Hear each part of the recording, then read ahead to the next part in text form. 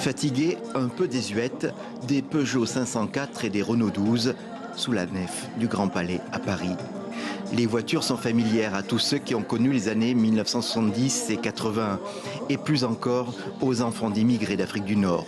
Eux se rappellent ces véhicules familiaux qui permettaient, une fois l'an, chargés au-delà des limites, de faire le voyage jusqu'au pays des origines. La 504, c'était le chameau mécanique. Solide, costaud. Même les flics, des fois ils me disent s'il te plaît, on peut la conduire. Deux bosses pleines de réserve en fait, quoi. Ce phénomène ou cette mémoire collective, le metteur en scène Mohamed El Khatib a choisi de les mettre en scène, mais à sa manière. Ceux qui l'ont vécu racontent. Mon père, il était tellement fier de sa conduite. Toute notre vie, il a répété, il n'y en a que 3 au monde qui peuvent conduire comme ça. Belmondo, Alain Delon et moi. Mes parents appartiennent à une génération qui va bientôt disparaître. Et c'est une façon de renouer avec leur histoire.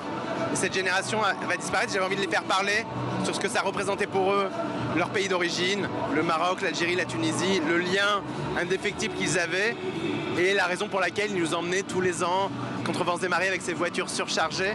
J'avais envie de creuser cette histoire et de la partager. Pendant tout le mois de juin, Mohamed El Khatib s'installe au Grand Palais pour une rétrospective de ses œuvres.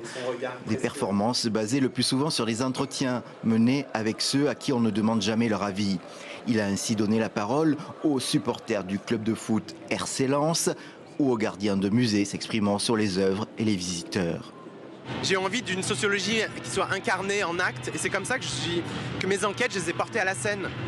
Et qu'avec les gens que j'ai rencontrés, que ce soit des femmes de ménage, des supporters de foot, des enfants de parents divorcés, j'ai toujours voulu leur donner la parole et que ce soit les témoins qui parlent eux-mêmes.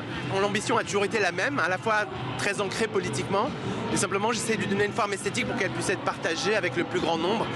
Dans l'exposition proposée, Mohamed El Khatib mêle savamment art contemporain et art populaire, choisis par des personnes en situation de précarité. Les Vierges de plâtre côtoient les Suisses morts de Christian Boltanski. Et qui aurait cru que le New-Yorkais Jean-Michel Basquiat pouvait graffer sur des sabots de bois?